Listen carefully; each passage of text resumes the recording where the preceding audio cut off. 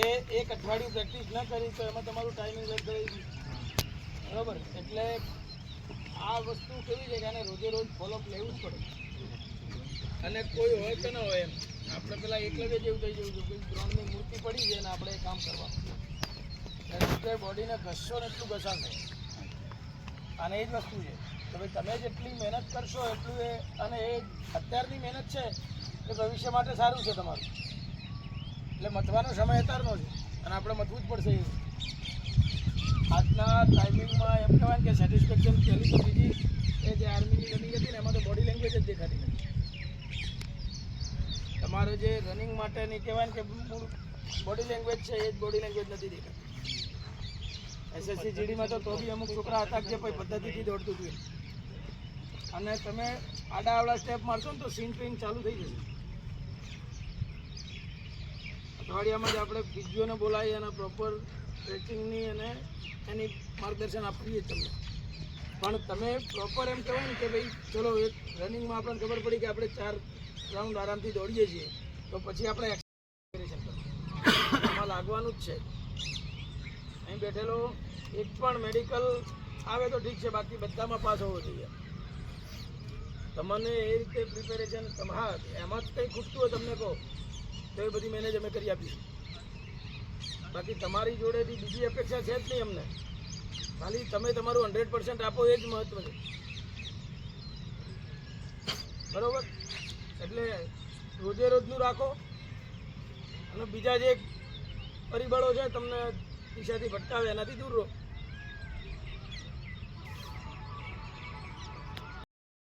પદ્ધતિસરનું દોડવું અને પર્સનાલિટી ને બધું ક્યાંય દેખાતું નહીં દોડવું અમને. એટલે કોઈ હાવની રીતે ભાગતા હોય ને એવું લાગે છે. પછી એકબીજાનો દૃશ્ય ધનુન દેખાતું નહીં, સાયલેન્ટ બધું ચાલતું હોય ને એવું લાગે છે. હા, છોકરીઓમાં તમે તમારા ઘણા સમયથી દોડો સાથે પણ હજુ છોકરીઓનું કોમ્બિનેશન કંઈ ના દેખાતું. બરાબર, થોડું જુઓ જ્યાં તમને ક્યાંય પણ તકલીફ લાગતી હોય ને તમને ગ્રાઉન્ડની સ્ટ્રેચિંગની તમારે ત્યાં રહેવાની બીજું શીખવાની જ્યાં પણ વસ્તુ લાગતી હોય ત્યાં અમારું ધ્યાન દેવું. પછી કેવું છે કે દાખલા તરીકે ભાઈ આપણા આવતું તો અમારી ગીર સોમનાથથી છે અને અમને જો ના લાગે ને તો પછી તમારી પાસે અમે ક્યાંક કાચા પડીને એવું દેખાય અમને.